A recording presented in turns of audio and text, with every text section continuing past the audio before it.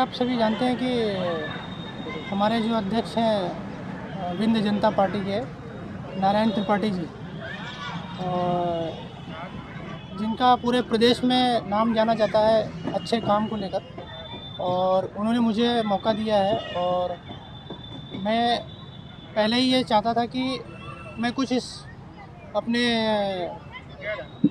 रीवा की जनता के लिए कुछ करने के लिए आया था, और उन्होंने जो मुझे विश्वास मुझ पर किया है, और हम यहाँ पर कहीं ना कहीं पूरी तरह से इस प्रदेश में, जैसे उनकी एक मांग थी कि विंध्य प्रदेश जो एक बनना चाहिए, वो जिसके लिए काफ़ी समय से वो जद्दोजहद और संघर्ष कर रहे थे, और जिसका समय आ गया है। और हम सभी जितने भी हमारे साथी हैं, प्रत्याशी हो, तो 30 से 40 सीटों पे पूरे इस विंध्य प्रदेश में चुनाव लड़ेंगे, और जिसका मेन उद्देश्य ये रहेगा कि यहाँ पर बेरोजगारी, बिजली, पानी, स्वास्थ्य, इन सभी पर विशेष रूप से ध्यान दिया जाएगा, और निरंतर ये हमारा संघर्ष जारी रहेगा जब तक कि हम विंध्य प्रदेश न बना लें। सर्वप्रथम आप देखेंगे कि यहाँ पे जो स्वास्थ्य की सुविधाएं हैं वो काफ़ी चरमरा सी गई हैं, क्योंकि यहाँ पे कोई भी व्यक्ति जब बीमार होता है तो कहीं ना कहीं वो अपने राज्य से दूसरे राज्य के लिए मजबूर रहता है अपना इलाज कराने के लिए। तो सर्वप्रथम हमको ये चेंज करना पड़ेगा कि हम जब ये प्रदेश बनेगा, विंध्य प्रदेश बनेगा, तो यहाँ पे विकास होगा, मूलभूत जो सुविधाएं हैं वो पूरी तरह से सभी लोगों को मुहैया कराई जाएंगी। और दूसरी चीज़, सबसे बड़ा एक मेन मुद्दा है बेरोजगारी।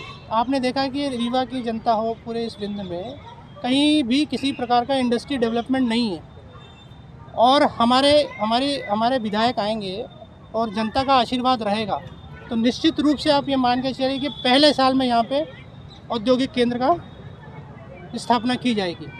जनता मुझे आशीर्वाद देगी और हम जीत के आएंगे, तो निश्चित रूप से सबसे पहला काम बेरोजगारी को दूर करने का किया जाएगा।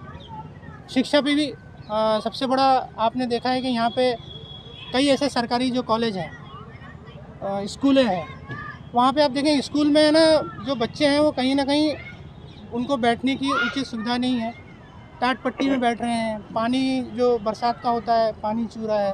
तो वो भी एक मॉडल उसको चेंज करना है, पूरा हाईटेक लाना है, और जो किसान की जो मूलभूत जो सुविधाएं हैं उनको देना है, तो उस पर विशेष रूप से काम किया जाएगा। कितनी सीटों पर विंध्य जनता पार्टी चुनाव लड़ी? ये सर 30 से 40 सीटों पे विंध्य जनता पार्टी चुनाव लड़ रही है। अभी आप आम आदमी पार्टी में हैं?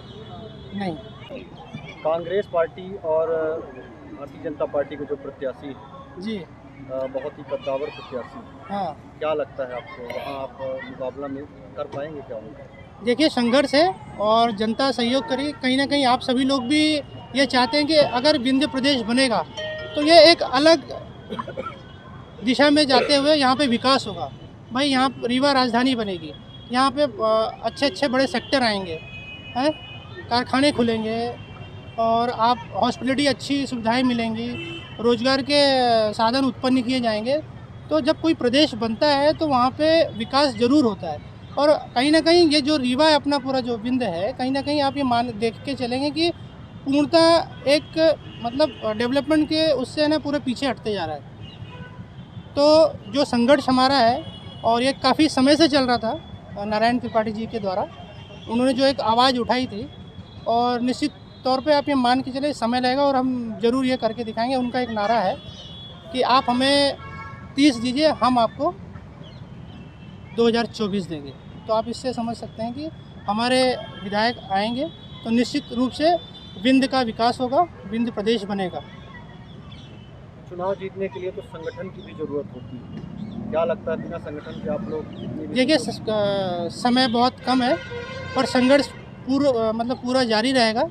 घर घर जाके हम लोग पहले अपना अभियान चलाएंगे, सभी लोगों को रूबरू कराएंगे, और जनता विश्वास करेगी। ये चुनाव मैं नहीं लड़ रहा हूँ, ये चुनाव जनता लड़ रही है, और ये इस हर घर का जो व्यक्ति है वो लड़ रहा है। हम आप ये मान के चलिए कि ये चुनाव जो है जनता खुद स्वयं आपको बताएगी किस तरह से वो विकास चाहते हैं। कहीं ना कहीं बदलाव की जो है सभी लोगों की आशा है कि इस क्षेत्र में बदलाव होना चाहिए। मतलब आप ये मानते हैं कि अगर कुछ सीटें आ जाएंगी तो विंध्य प्रदेश बनने में ज़्यादा मदद मिलेगी? बिल्कुल बिल्कुल होगा।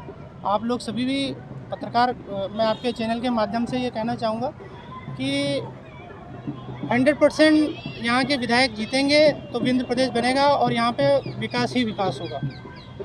और पहले भी विंध्य था और यहाँ पे रीवा अपनी उसकी राजधानी थी, आप लोगों को पता होगा। पर कहीं ना कहीं जब विलय हुआ तो हम कहीं ना कहीं पीछे हैं, अपना जो विकास है वो पूर्णतः रुका हुआ है। आज आप मध्य प्रदेश में इंदौर जैसा देख लीजिए, काफ़ी डेवलपमेंट है, भोपाल देख लीजिए, जबलपुर है, ग्वालियर है। क्यों ना हम अपने विंध्य को आगे बढ़ाएं। आने वाली जो पीढ़ियां हैं हम कुछ ऐसा करके जाएं कि हमारे आने वाली जो पीढ़ियां हैं उनको देखते हुए कि हमारे यहाँ का युवा यहीं रह के अपने परिवार कुटुंब के साथ सुखमय जीवन का आनंद व्यतीत करें। ये हमारी सोच है कि हम अपने प्रदेश को आगे ले जाएं, विंध्य एक प्रदेश बनाएं जहाँ पे अच्छे रोजगार उत्पन्न हो, सारी सुविधाएं मूलभूत जो हैं वो हर व्यक्ति को मिलना चाहिए।